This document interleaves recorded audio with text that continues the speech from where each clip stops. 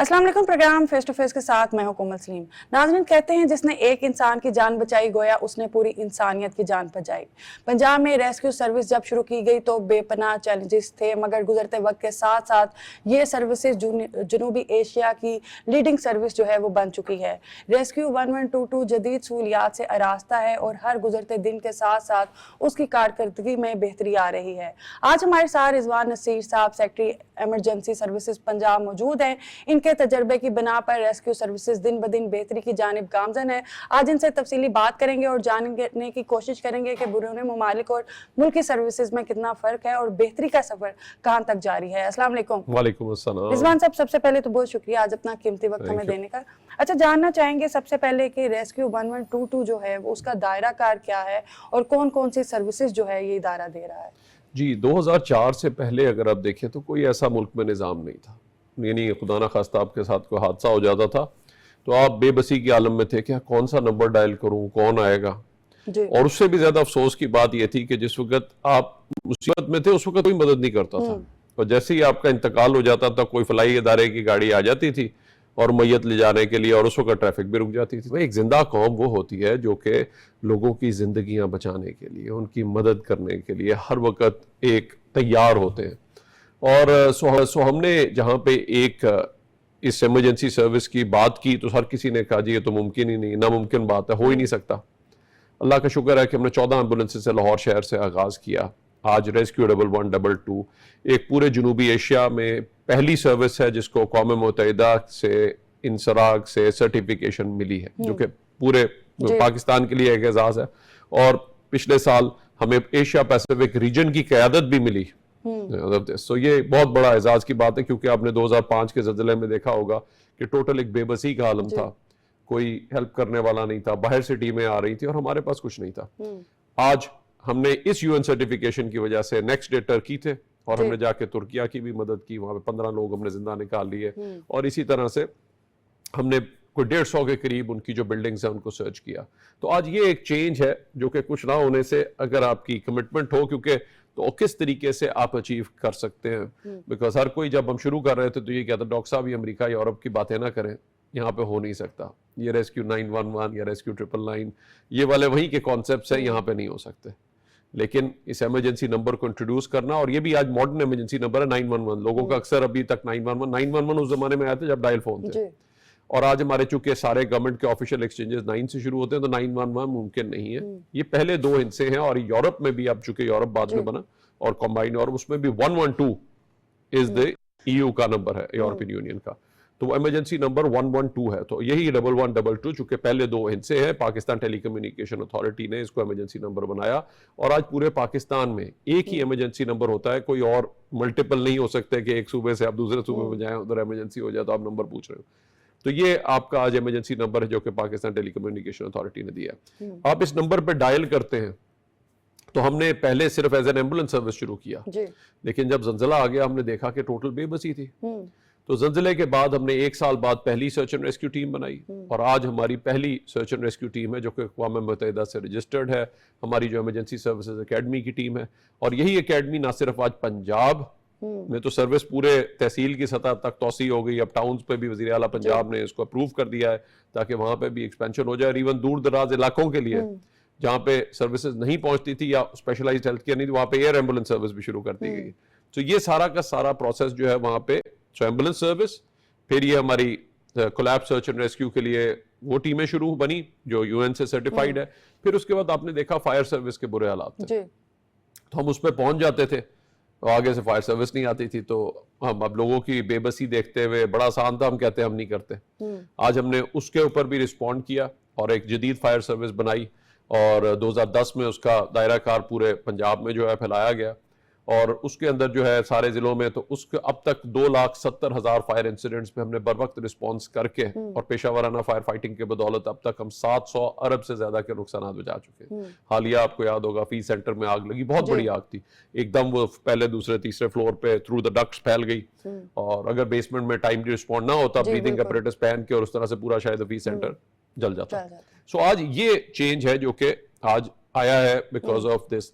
उसके बाद आज कोई भी, इवन जानवर अगर कोई होते हैं, वो भी, उनको भी अगर रेस्क्यू कर रहा होता है तो वो भी डेली की हमारी कॉल्स होती है। बेचारा अगर मुसीबत में है और जानदार चीज है तो उसको जाके बचाना जो है वो हमारे। तो उसके बाद फ्लड्स आपने देखा 2010 के आए, अगेन उसमें हमने उसको एज ए चैलेंज समझ के एक्सेप्ट किया और उसके बाद वो ऑपरेशन कंडक्ट किया। और अभी अब 2 साल पहले जब सतलुज के अंदर जिस वक्त आया है और हमने पूरा पांचनाथ से, अनप्रेसिडेंटेड था बिकॉज बहुत अरसे से वहां पे फ्लड नहीं आया था, पूरा कसूर से जहां से उसने एंटर किया और पांचनाथ तक पूरा हमने लाखों लोगों को वहां से निकाला। बर वक्त निकालने से अल्लाह का शुक्र है कि उस तरह से अमवात जो है वो नहीं हुई। और अभी हालिया फ्लड में भी आपने देखा कितना तेज पानी और ये हिल टॉरेंट्स आए और पूरा चकवाल में जो नाला, जो बहुत सारे नाले जो है काफी देर से जो थे इनएक्टिव थे, वो नाले सारे एक्टिव हुए और उधर जो अनप्रेसिडेंटेड अमाउंट ऑफ रेन हुई और उसमें भी जिस तरीके से रिस्पॉन्ड किया, अल्लाह का शुक्र है कि उस तरह से, चूंकि ड्राउनिंग की वजह से जो अम्बात और उस तरह से हम उनको रोक सके, टाइमली लोगों को हमने प्रिपेयर्डनेस अलार्म दे दिए थे।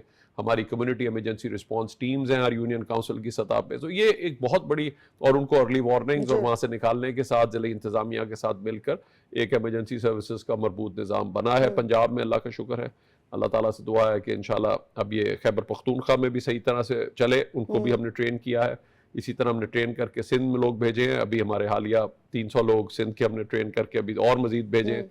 तो वहाँ पे भी निज़ाम, क्योंकि 18वीं तरमीम के बाद ये सूबों की जिम्मेदारी है, तो हम ट्रेनिंग में हेल्प कर सकते हैं क्योंकि यूएन सर्टिफिकेट सर्टिफाइड जो टीम और हमारी पूरा सिस्टम है वो लाहौर में है और इमरजेंसी सर्विसेज एकेडमी पूरे जनूबी एशिया को अब साथ साथ ट्रेनिंग दे रही है, तो इसलिए हम उनकी हेल्प करते हैं। लेकिन बुनियादी निज़ाम रखना, बनाना, ताकि पता चले कि जी एक उनको एक अगर दर्द है लोगों का और इमरजेंसी में मदद का किसी को भी ज़रूरत पड़ सकती है, तो हमारे पास ये बुनियादी सिस्टम इमरजेंसी केयर का, जिसमें इमरजेंसी एम्बुलेंस, रेस्क्यू और फायर सर्विसेज जो हैं वो आपको ट्रेन लोग चाहिए और इक्विप्ड चाहिए।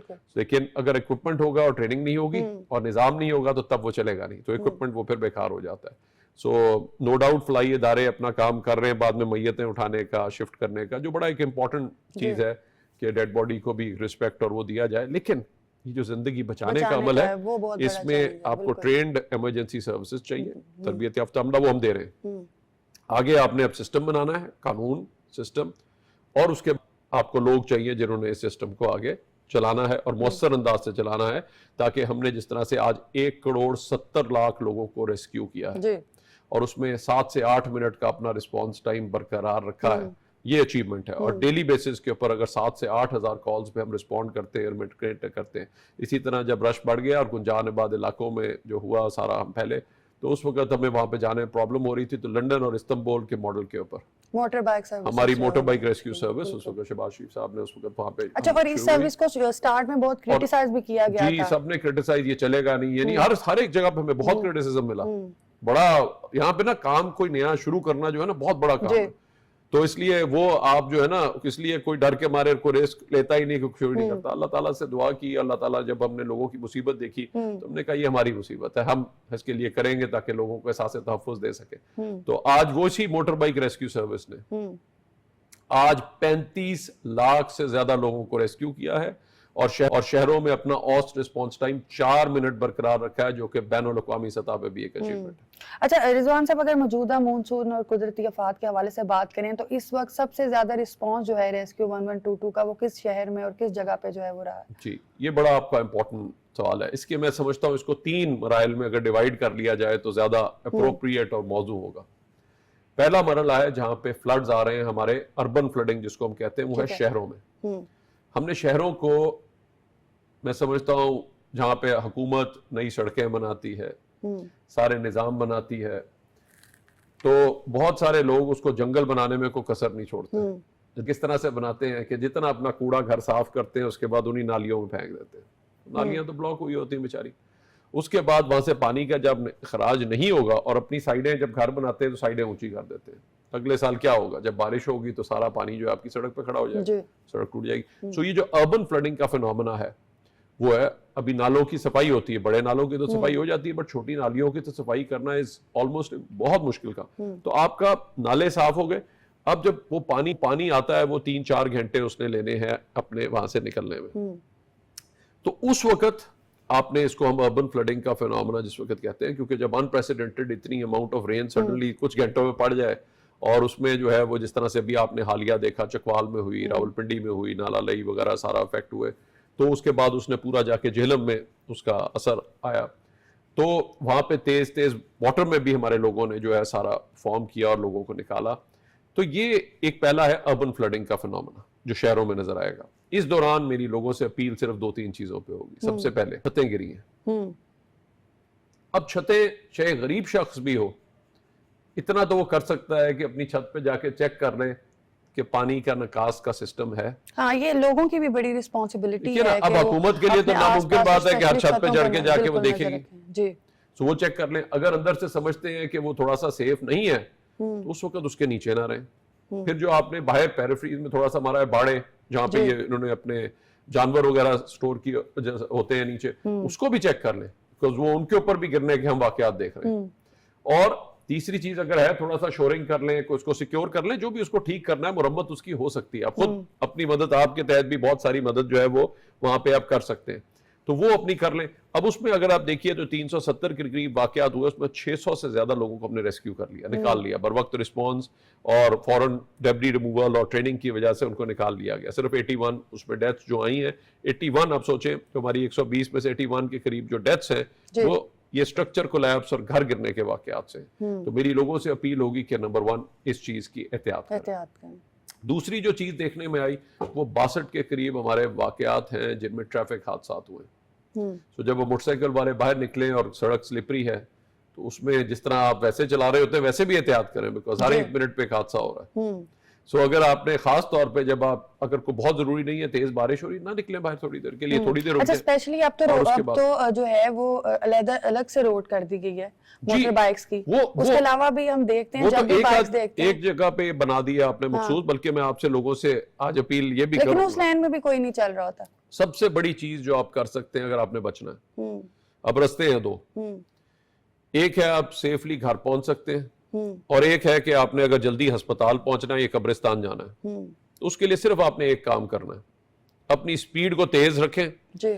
सीधा 100 पे जाएं, 80-100 पे, और गाड़ियों के दरमियान में जाएं। सिर्फ एक गाड़ी ने यूं आके आपको टच करना है, सीधा आप या अस्पताल जाएंगे उधर जाएंगे। तो अगर आप हिफाजत के साथ, मेरी लोगों से अपील है, जितने भी हीरो हैं, अगर वो हीरो बनना चाहते हैं तो अपनी मोटरसाइकिल खड़ी करें, पार्क में जाएं और दौड़ लगाएं, और जितना तेज दौड़ना चाहते हैं दौड़ें, हीरो बने वहां पे जाकर, ताकि वो फिट हो और किसी को रेस्क्यू करने के लिए फिट रहे।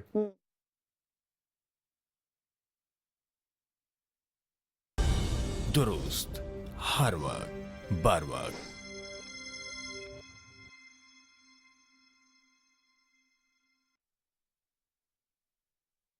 अल्लाहु अकबर, अल्लाहु अकबर, अल्लाहु अकबर,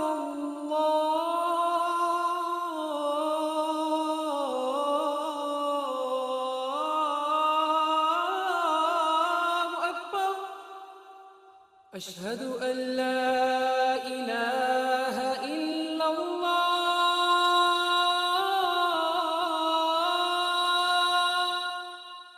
अशहदु अल्ला इलाहा इल्लल्लाह, अशहदु अन्ना मुहम्मदर रसूलुल्लाह,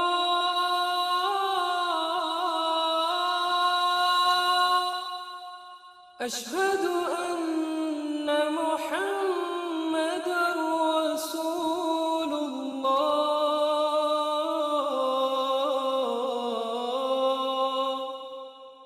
हय्य अला अस्सलाह,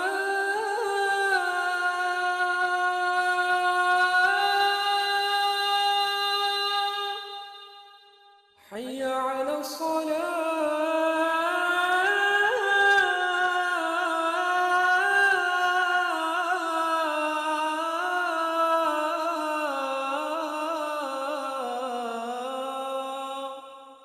हय्य अलल फलाह,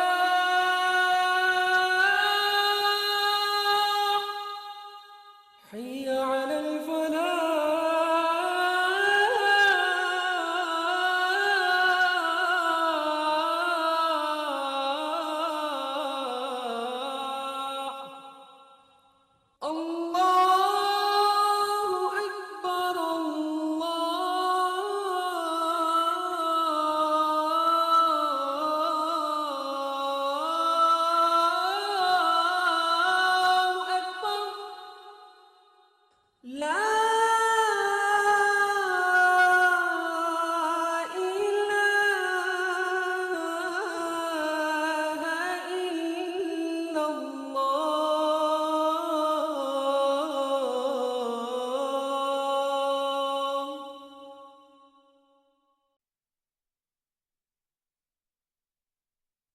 अल्लाहुम्मा सल्लि अला मुहम्मद व अला आलि मुहम्मद कमा सल्लैत अला इब्राहीम व अला आलि इब्राहीम इन्नका हमीदुम मजीद।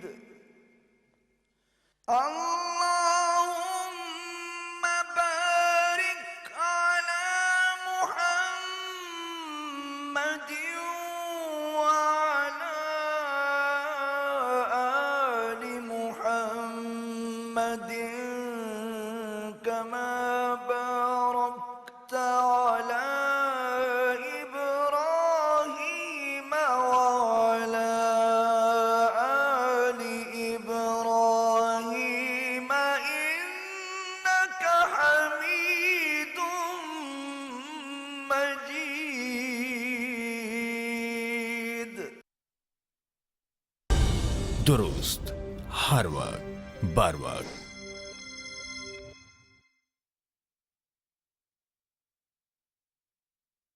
अगर उससे भी ज्यादा हीरो बनना चाहते हैं तो पाक लाइफ सेवर एक ऐप है, वो डाउनलोड करें। जो इतना सोशल मीडिया पे टाइम जाया कर रहे हैं, उसमें अगर आप कहते हैं ना जिसने एक जिंदगी बचाई गोया उसने पूरी इंसानियत को जी। बचाया, तो उस पर CPR सीखें। हो सकता है आपके घर में किसी को, वालदा को, किसी को जरूरत पड़ जाए, आपके वालिदैन को, भाई बहन, न्यू बच्चे, तो आपके अगर किसी को जरूरत पड़ जाए, जब आप उसकी जिंदगी बचाएंगे, और उसके लिए अगर आपने 10 मिनट भी CPR करनी हो, आपको पता है 1000 बार आपको चेस्ट में दबानी पड़ती है। जी अगर आप फिट नहीं है ना तो आप 1000 बार नहीं दबा सकते। तो वो जो आपने जोश दिखाना है मोटरसाइकिल पे ना दिखाएं। नस्ल मजा तब आएगा जब आप पार्क में जाके दौड़ लगाएंगे, जी। आप 3 किलोमीटर भाग लें और फिर बताइए कि कितने आप फिट हैं।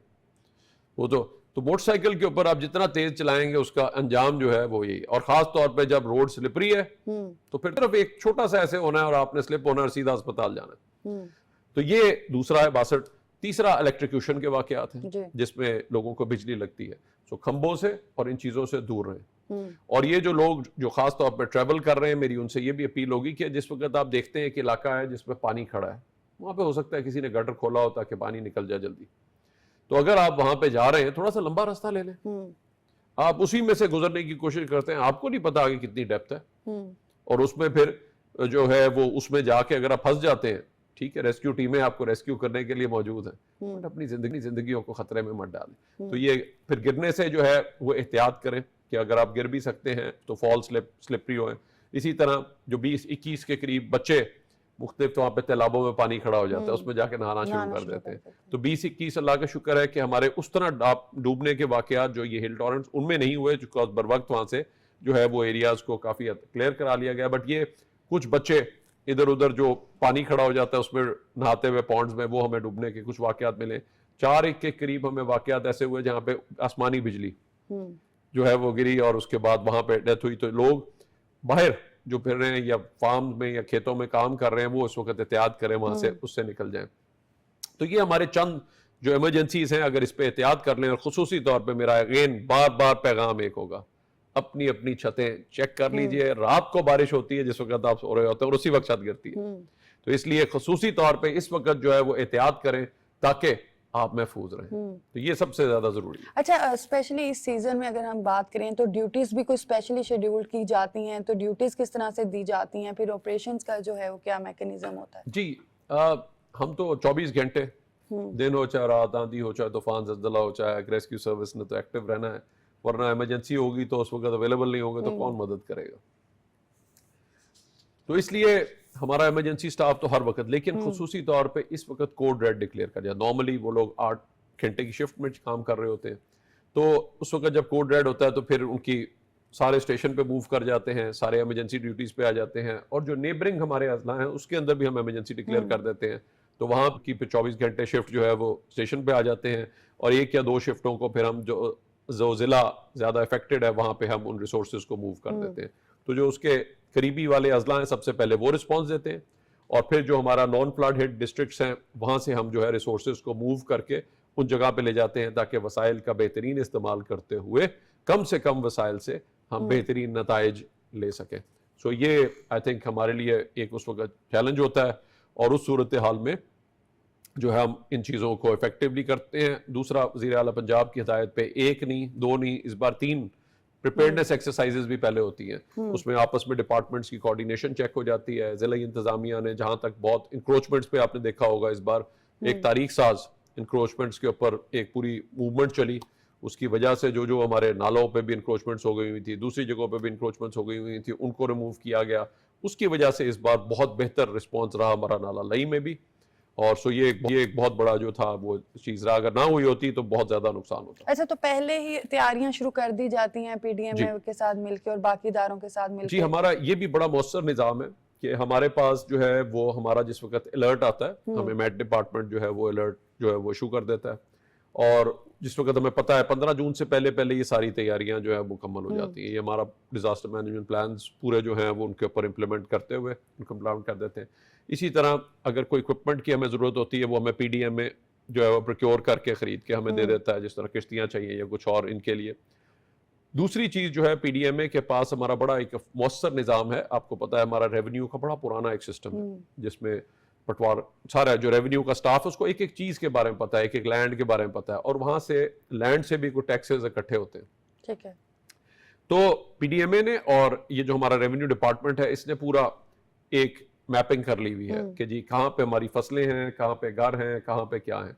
अब जब आपका हो जाता है, हमने तो जिंदगियां बचा ली, तो पहला रेस्क्यू का काम है, जिसमें एम्बुलेंस रेस्क्यू, फायर सर्विस सारी दुनिया में आपने देखा हुआ है। तो हमारा उसके बाद है नेशनल कैलेमिटीज एक्ट 1958, जिसके तहत हमारे senior member board of revenue relief commissioner है। वो फिर उसके बाद असेसमेंट करते हैं, जब पानी उतर जाता है कि किसके खेत जो है वो खत्म हो गए, या किसकी फसल खराब हुई है, किसका घर गिरा है, क्योंकि उनके पास पहले से ये लैंड रिकॉर्ड अवेलेबल है। और उसके बाद फिर उसको कॉम्पनसेशन जो है वो हमारा रिलीफ डिपार्टमेंट या पीडीएमए जो है वो हमारा इसको देता है कि जी इतने लोग मुतासर हुए हैं, उनको फिर कॉम्पनसेशन जो है दी जाती है। मीनवाइल हमारी जिला इंतजामिया रेवेन्यू स्टाफ की मदद से उनके लिए कैंप्स, और फिर उनके लिए खाने पीने का भी, वो तो बेचारा जिला मुतासर हो गया, तो करीबी अजला से वो चीज़ें इकट्ठी करके उनके लिए खाने पीने का और कैंप्स भी इस्टेब्लिश करते हैं, ताकि अगर उनको कहीं से उनको निकाल के लाना पड़े तो उनको ला सकें। और एक और चीज़ में यहाँ पे पता चलो तो बहुत तारीख साज है, मैं समझता हूँ, वो ये है कि इन लोगों को यहाँ से निकाला गया है, और जितने लोग जो साल साल दरियाओं में बैठ गए थे आके, क्योंकि दरिया में पानी, खास तौर पे जो पहाड़ी दरिया हैं जिनको हिल टॉरेंट्स हम कहते हैं, वो तो बहुत डेंजरस है, वहाँ तो बिल्कुल आप बहा के ले जाते हैं वो चीज़ों को, अगर कोई भी चीज़ इमारत बनी हो। दूसरा है हमारा दरिया, दरिया में भी अगर थोड़ी देर तक पानी खड़ा रहेगा तो उसकी फाउंडेशन वीक हो जाएंगी, वो भी बहा के ले जाएगा आपको। तो उन जो इतने सालों से वहाँ पे चीज़ें बन गई हुई थी, उनको भी रिलोकेट किया जा रहा है। और आपने देखा होगा कि एक और स्कीम भी है, जो आपका अपना घर और अपना शायद जो एक पूरा उनको वो दे रहे हैं जो स्कीम, तो उनको भी रिलोकेट करना, और ताकि इस किस्म के नुकसान से बचा जाए, वो पहली बार जो है किया जा रहा है, ताकि जो है लोगों को हेल्प करके उनको अगर रिलोकेट भी होना है कहीं पे, अगर उन्होंने खतरे से अपनी जिंदगियां खतरे में डाली हुई हैं दरिया के बेड में अपने घर बना के, तो उनको भी रिलोकेट किया जा सके, ताकि वहाँ पे हमारा नुकसान ना हो। क्योंकि बड़ा ज़रूरी है कि हम सेफ सस्टेनेबल डेवलपमेंट करें। दरियाओं में घर बनाने की बात हो रही है, तो गुज़िश्ता दिनों जो दरिया सवात का एक वाक़या हुआ, क्या कहेंगे आप इस हवाले से? आपके तजर्बे की बुनियाद पर ये किस तरह वाक़या हुआ, और क्या इसमें जो फैमिली थी मुतासरा, उसकी क्या रिस्पॉन्सिबिलिटी बनती थी? पहले तो सबसे बड़ा एक बहुत अफसोस वाला वाक़या, किसी का भी जाए, किसी वजह से भी जाए, किसी के ऊपर भी बहुत आपको दुख होता है। स्पेशली हम लोग जो रोज़ाना ज़िंदगियाँ बचाते हैं, अपनी ज़िंदगियाँ ख़तरे में डाल के, हमारे लिए तो यानी मेरे पास अल्फाज नहीं है उस इंसिडेंट को बयान करने के लिए। तो पहली तो सबसे चीज़ ये होती है, prevention is better than cure. तो अपनी लोगों से भी अपील करूँगा, अपनी ज़िंदगियों को ऐसी सूरत हाल में ख़तरे में मत डालें, नंबर 1। नंबर 2, जो भी वहाँ पे चीज़ें हैं, मैंने क्योंकि रिपोर्ट्स नहीं पढ़ी, पूरी इंक्वायरी जो है वो अलहदा उन्होंने अपनी इंक्वायरी की है कि उन्होंने इसमें 2-3 बुनियादी चीज़ें हैं जो कि बहुत ज़रूरी हैं। सबसे पहली तो चीज़ ये देखिए ना, प्रिवेंशन, यानी जिसने भी होटल या जिसने भी वो चीज़ें बनाई उसके और उसका लिहाज नहीं किया, हो सकता है 8-10 साल जो है वो ना आए, तो वो उसका बहुत बड़ा कसूर है। और किसने उनको बनने दिया वहाँ पे, ये भी सोचने वाली बात है कि वहाँ पे। दूसरा, अगर उन्होंने कॉल की और उस वक्त इमरजेंसी सर्विस, जिस तरह हमने 1,70,00,000 आज इंसिडेंट्स पे रिस्पॉन्ड किया और अपना 7 से 8 मिनट का औसत रिस्पॉन्स टाइम बरकरार रखा है, तो वो टीम का टाइम पे आना और फिर इमीडिएटली डिप्लॉय करके आपका काम करना, ये सारी चीजें जो हैं वो तो सबसे पहला है प्रिवेंशन। क्यों बनी वहां पे चीज और किसने उनको इजाजत दी कि आप वहां पे चले जाएं। तीसरी थी, अगर उनको पता था तो उनको भी फौरन चाहिए था कि जैसे ही पानी देख रहे थे थोड़ा सा चढ़ रहा है तो फौरन वहां पे निकल जाना चाहिए था। So this is something very sad. यानी ये चीजें जो है खास तौर पे आप अब देखते हैं प्रिवेंटेबल, बस उस वक्त एक मुश्किल, तो आपने फिर उसके बाद कॉल और उसके बाद वो, क्योंकि जब एक बार पानी इतना तेज और इतना चढ़ जाए तो उसमें तो पूरा होटल के होटल बहा के ले जाता है इंसान तो। और उस वक्त फिर आपने किस तरह, जिस तरह अभी हमारा भी हुआ चकवाल में, फिर इसी तरह कई और जगहों के ऊपर जो हमारे इंसिडेंट्स हुए उसमें टीमें भी भेजी और उन्होंने फिर निकाला भी बर वक्त। तो ये सारी की सारे ऑपरेशन जो है फिर कोऑर्डिनेटेड हैं। और फिर अगर आपने तेज पानी में जाना है तो उसके लिए भी उनको ट्रेनिंग दी जाती है कि किस तरीके से आपने एक डंडा लेके तो चेक करते जाना है कि कहाँ पे बहुत डेप्थ आ रही है और कहाँ पे थोड़ा शैलो है, ताकि उसको इस्तेमाल करते हुए आपने किस तरह निकलना है। लेकिन उसके लिए भी एक टाइम है जी। सो आपने ये चीजें पूरी ट्रेनिंग है वो है, बट आइडियली आप कोई भी नुकसान ना हो तो आप प्रिवेंशन के ऊपर फोकस करते हैं, ताकि हो सकता है बहुत साल और खास तौर पे ये में हिल टॉरेंट्स पहाड़ी दरियाओं में जी। उसमें कभी भी कोशिश मत करें कि दरिया का आप रास्ता बदलने की कोशिश करें। जब वो आएगा पानी उसमें पत्थर और जिस स्पीड से वो पानी आता है वो होटल के होटल बहा के ले जाता है। आपने पहले भी देखा स्वाद में ये हुआ है। सो ये चीज से हमें सबक सीखना चाहिए और इस किस्म की चीज को हमें अवॉइड करना चाहिए और ये इंतजामिया का काम है कि फिर उसके ऊपर इफेक्टिवली जो है वो। रिजवान साहब अभी चलते हैं एक ब्रेक की तरफ और नाज़रीन ब्रेक के बाद अपने प्रोग्राम को आगे बढ़ाते हैं।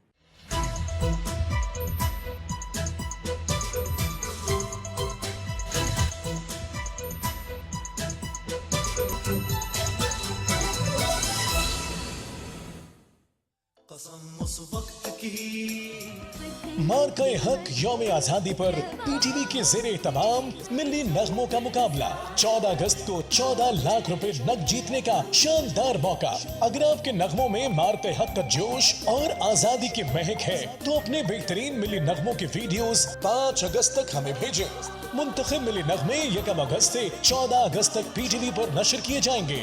वतन से अपनी मोहब्बत के गीत भेजने के लिए पीटीवी की वेबसाइट ptv.com.pk विजिट करें, सॉन्ग कंपटीशन पर क्लिक करें और फॉर्म पुर करके अपने मिली नगमे का गूगल ड्राइव या वी ट्रांसफर लिंक सबमिट करें या पीटीवी की वेबसाइट पर फॉर्म डाउनलोड करके पुर करें और ईमेल के जरिए अपने गाने का लिंक भेज दें। पहले 3 बेहतरीन नगमों का ऐलान 14 अगस्त को किया जाएगा। पहला इनाम 7 लाख रुपए, दूसरा इनाम 4 लाख रुपए और तीसरा इनाम 3 लाख रुपए। याद रखें, वीडियो भेजने की आखिरी तारीख 5 अगस्त है।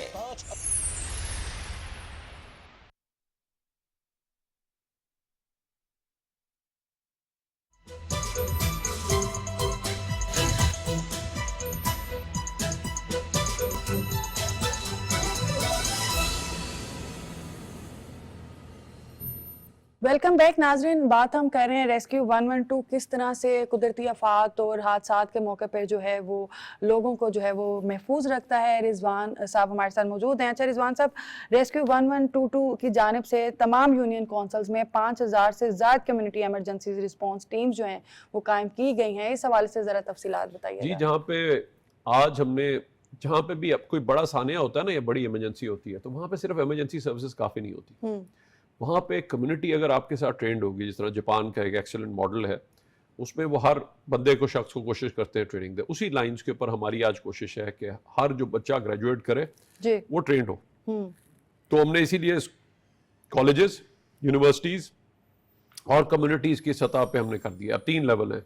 सबसे पहले मैं लोगों से कहूँगा कि जहाँ पे वही पाक लाइफ सेवर ऐप है, आपको याद होगा कि जिस वक्त ये हुआ एक वाकया पहाड़ों में जिसमें वो लेडी डॉक्टर ने उसके बाद बच्चे को CPR करके बचा लिया, डूबने वाले बच्चे को।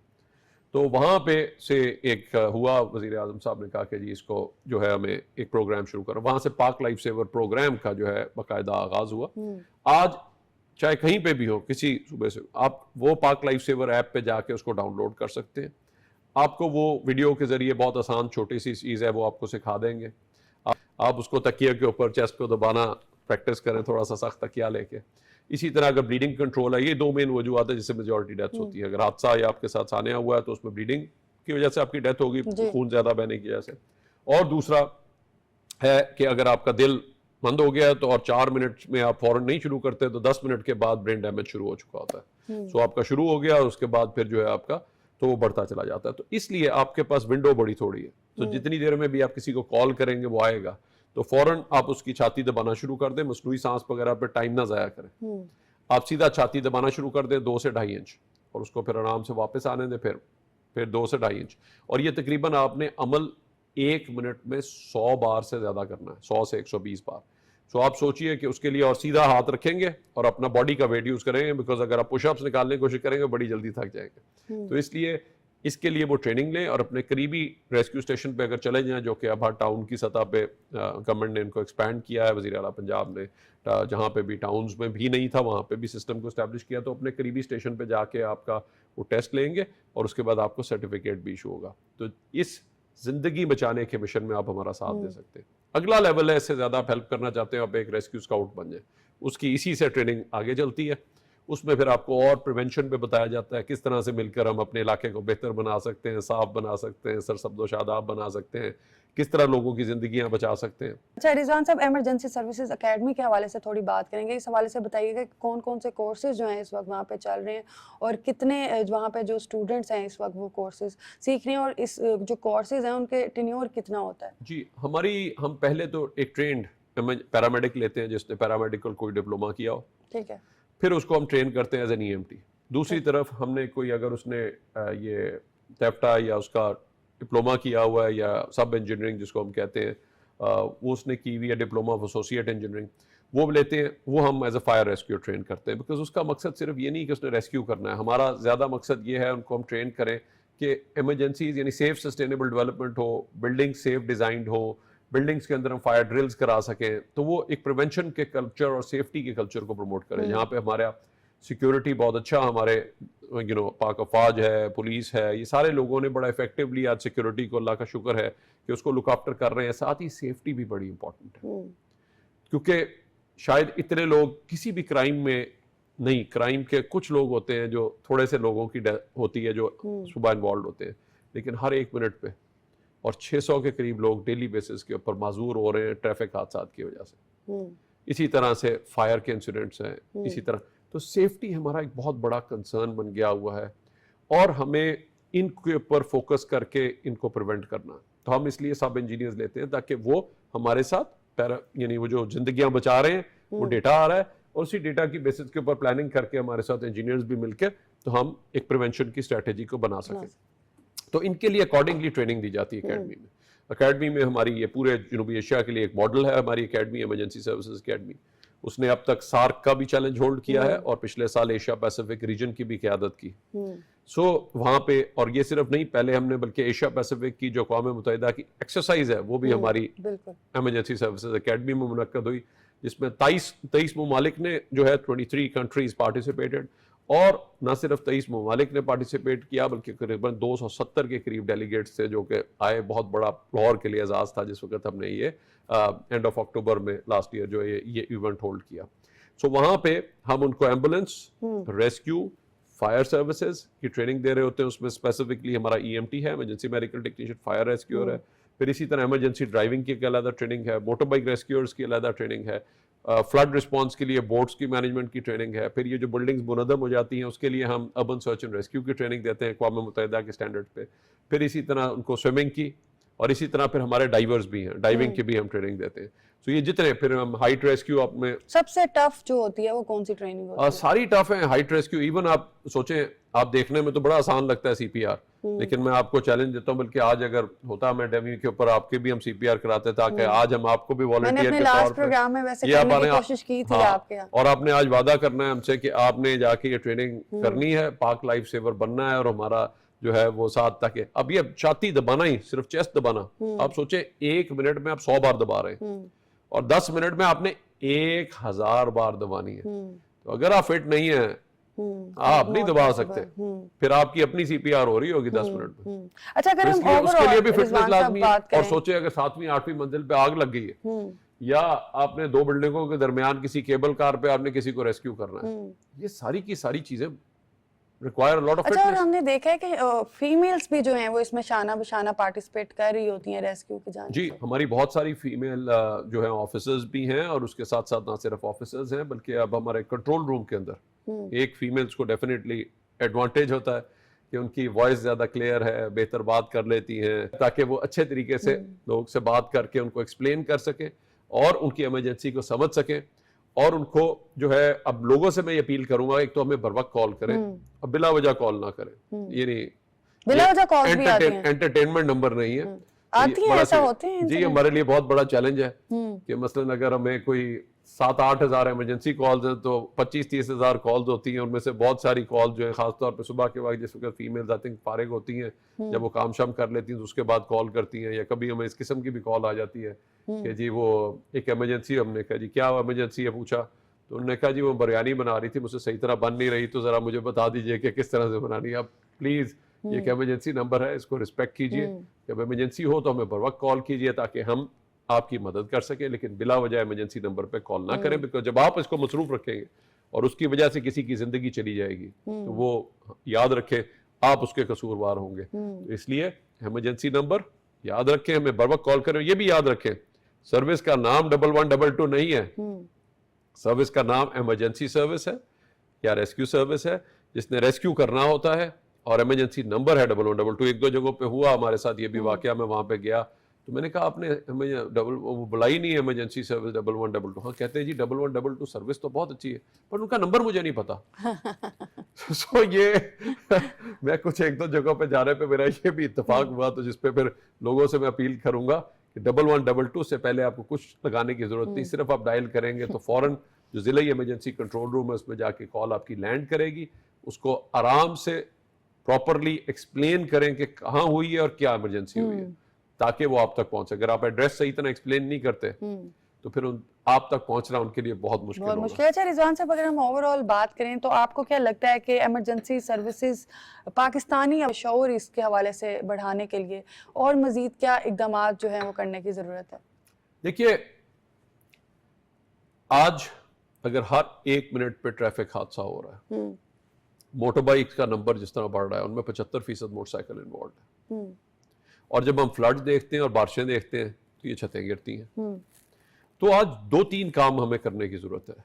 सबसे पहला है कि हम प्रिवेंशन पे फोकस करते हुए या मिटिगेशन पे फोकस करते हुए, जो हमारा एनडीएमए है, इसी तरह से हमारे ये प्रिवेंटिव इदारे हैं, वो 2-3 काम सबसे इंपॉर्टेंट है जो कि इस वक्त कि फ्लड और उसका एरिया देख लीजिए कि वहां पे अगर कोई भी कंस्ट्रक्शन है या कुछ और, हमारे पास इमेजेस मौजूद हैं स्पार्क को, सब अब आपके पास सैटेलाइट इमेजरी मौजूद है, अब तो घर नजर आ जाते हैं। तो वो अगर आपने कोई देखा है कि वो फ्लड प्लेन में चीजें बनी हैं तो उनको रीलोकेट करके कहीं पे भी और उनको किया जाए ताकि उनकी जानें महफूज रहें। तो सबसे पहली तो चीज। दूसरा, अगर हम देखते हैं कि इमरजेंसी में अगर नुकसान जो है हमारा $300 बिलियन है, जो कि हमारा इसका है डिजास्टर्स की वजह से, तो कोई 1.7-1.8 ट्रिलियन जो है वो हमारा $, जो है नुकसान है रोड ट्रैफिक क्रैशेस की वजह से।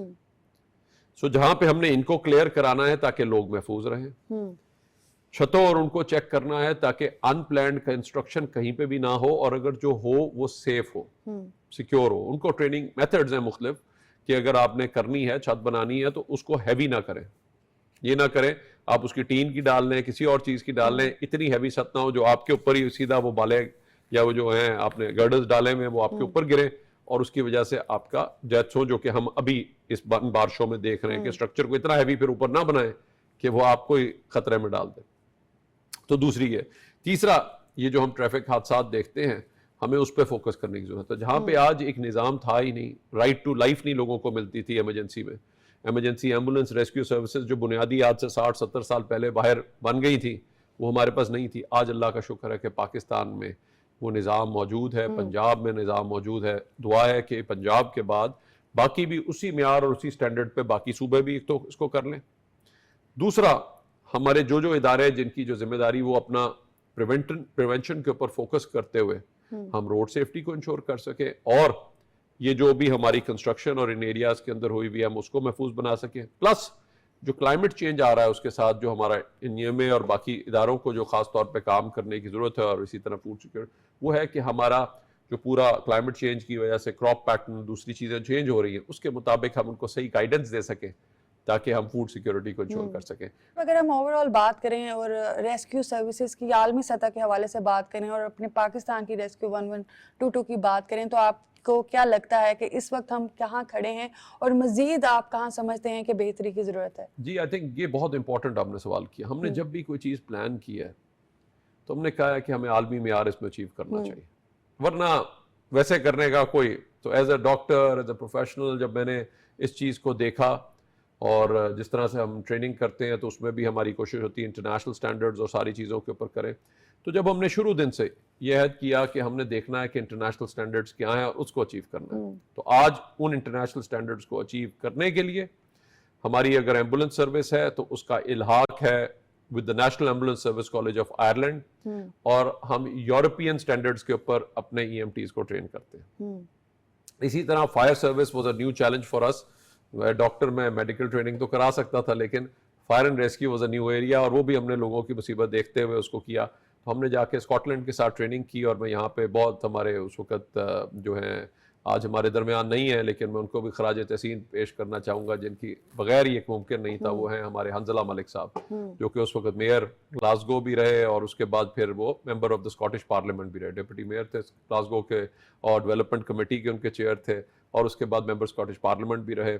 उन्होंने लाहौर और ग्लासगो को ट्विन सिटीज डिक्लेयर कराया, और उसकी वजह से हमारा MOU है with the Scottish fire service. तो पंजाब इमरजेंसी सर्विस और स्कॉटिश फायर सर्विस का एक आपस में इल्हाक है, जिसके तहत हमारे ऑफिसर्स की फिर वहां पे ट्रेनिंग हुई, और उसकी वजह से आज आप देखिए कि 2,70,000 फायर इंसिडेंट्स पर हमने रिस्पॉन्ड किया है। अब तक हम 700 अरब से ज्यादा के नुकसान। पहले छोटी सी पेस में आग लगती थी, पूरा पेस जल जाता था, छोटी सी कहीं और चीज होती थी वो जल जाता, तो कोई आपके पास सिस्टम नहीं था। तो आज अल्लाह का शुक्र है ये बहुत बड़ा एक चेंज का प्रोसेस आया। सो हमने वहाँ पे यूरोपियन स्टैंडर्ड्स, यहाँ पे भी स्कॉटिश फायर सर्विस के साथ वो, और अमेरिका के जो NFPA स्टैंडर्ड्स हैं उनको हम फॉलो करते हैं, ताकि हमारी जितनी ट्रेनिंग्स हैं वो इंटरनेशनल मेयार के ऊपर हो, और हम इंटरनेशनल मेयार को, और आज आपके सामने उसके रिजल्ट्स हैं। फायर सर्विस की मैंने परफॉर्मेंस दिखा दी।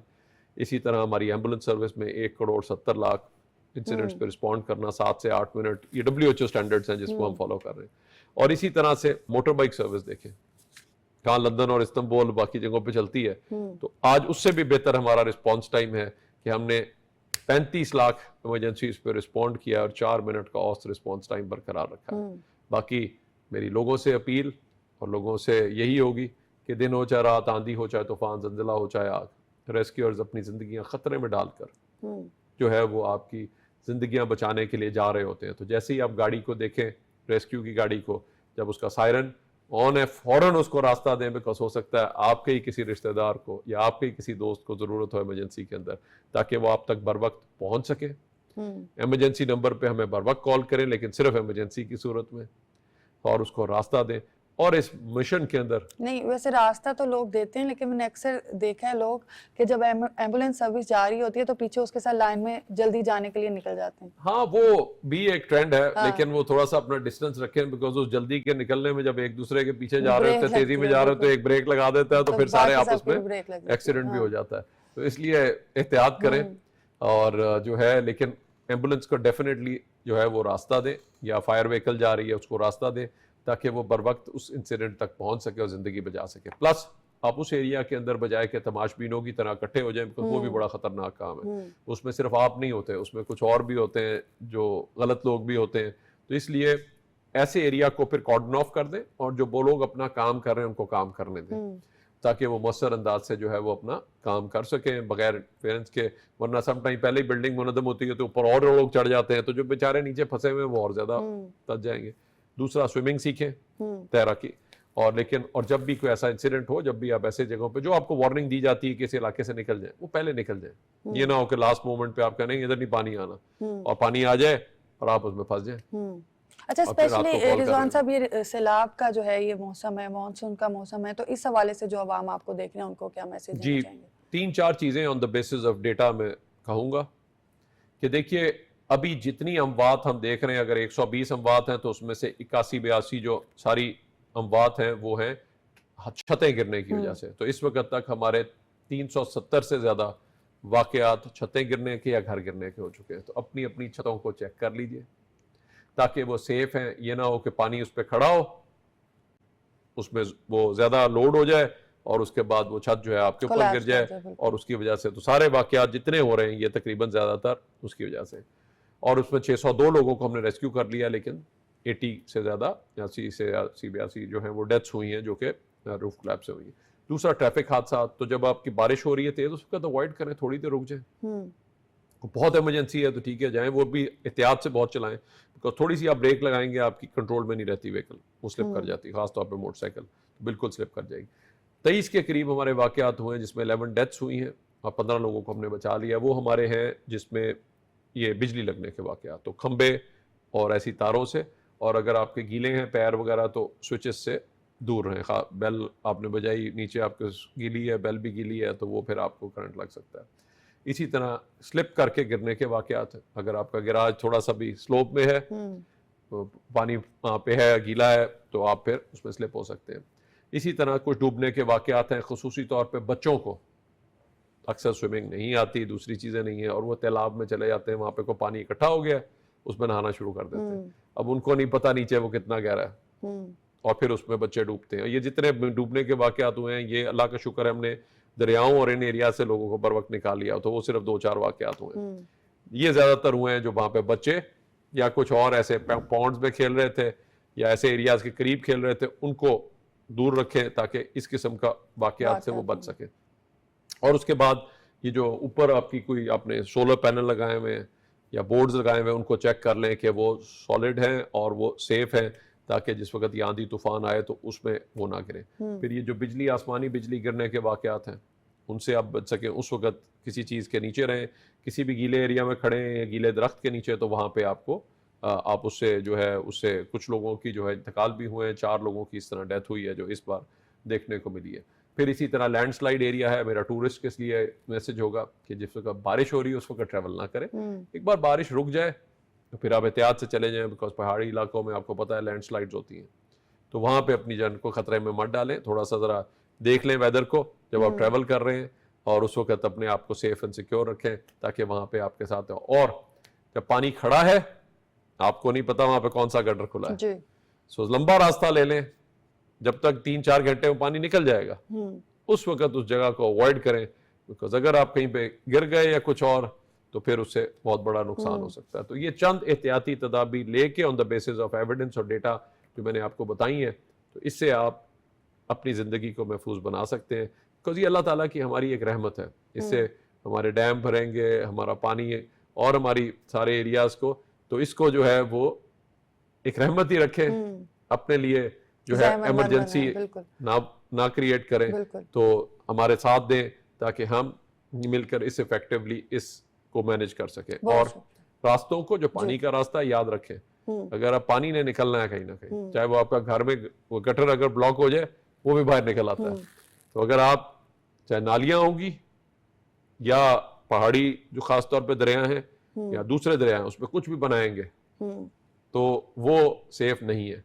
2-4 साल हो सकता है ना हो, बट एकदम जब उसमें सैलाब आएगा तो वो सबको बहा ले जाएगा। बहुत शुक्रिया रिजवान साहब। जी नाज़रीन, जिस तरह से रिजवान साहब ने बहुत सी चीज़ों की जो है वो निशानदही की है, इस वक्त बारिशों का सीज़न है, तो बारिशें जिस तरह से बात कर रहे हैं, रहमत है, उसको अपने लिए जहमत ना बनाएं। और जिस तरह हमने अपने पूरे प्रोग्राम में डिस्कस की है कि अगर बारिशें ज़्यादा हो रही हैं, तो जो स्पेशली मोटर बाइक्स वाले हैं या गाड़ियों वाले हैं, अगर कोई एमरजेंसी की सूरत नहीं है तो घरों से बाहर ना निकलें। और आजकल जिस तरह से रिजवान साहब ने भी बताया कि ज़्यादा जो वाक़यात जो हैं वो सामने आ रहे हैं, हादसा वो हैं छतों के गिरने के, तो अगर आपकी छतें कमज़ोर हैं तो काइंडली उसको चेक कर लें। और इसके साथ साथ जो एक्स्ट्रा मतलब ट्रैवल है उसको अवॉइड करें। जैसे टूरिज़म के हवाले से बात की है कि अगर अभी ज़रूरत नहीं है तो बाहर ना निकलें जब तक लैंड स्लाइडिंग के जो वाक़यात हैं वो आ रहे हैं।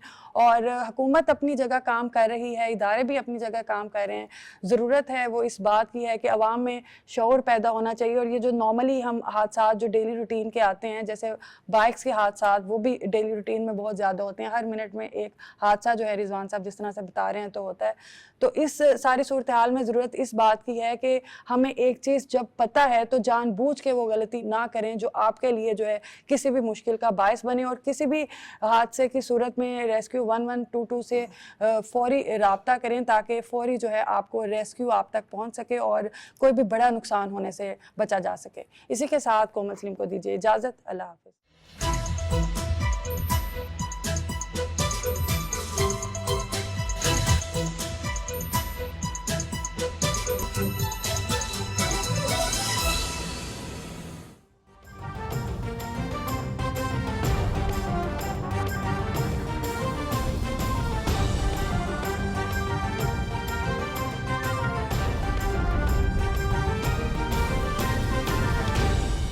दुरुस्त हर वक्त बर वक्त।